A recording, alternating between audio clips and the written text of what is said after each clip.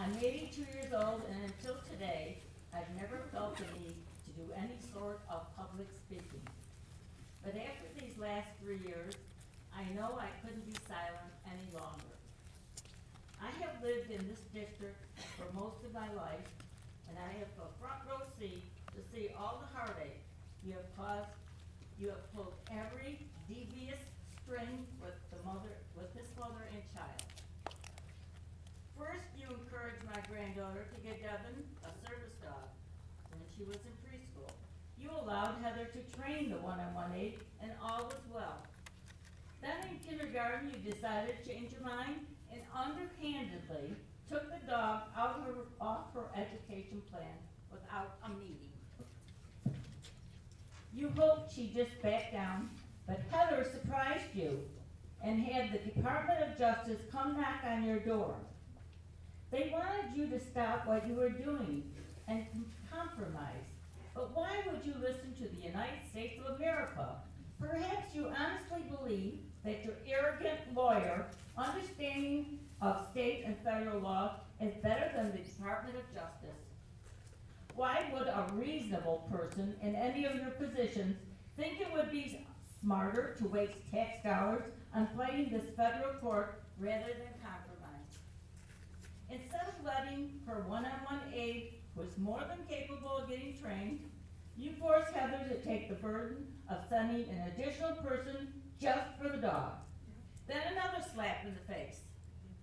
You hire another person to help with Devyn, a pricey RN.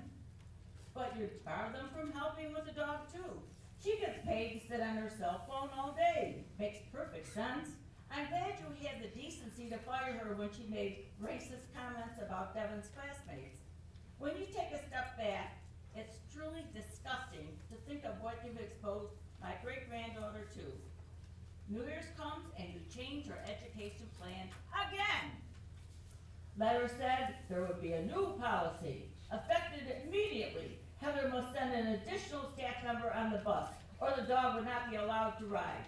You are showing us how competent you think the driver, the monitor, and the one-on-one nurse are. You do not value your employees or your students. This one is the clincher. Now you are stooping to the lowest level. You know my great-granddaughter is medically fragile.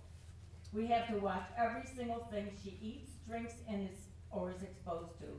But you disregard it all and give Heather an ultimatum no parent should have to experience. You told her that she must repeat a vaccine she already had, even though the blood work shows she's immune. You can say it's New York State guideline, but we see what you're doing. A good school district could have helped Heather find a way to exempt her, so she wouldn't be harmed by a vaccine she does not need. But that wasn't your tactic. You wanted her out so you could give 10 days to comply. Real class act. People ask why. Good question. Why are they doing this? Heather and all of my family are ashamed they elected you. When this goes to court, I'm hoping you're all fired.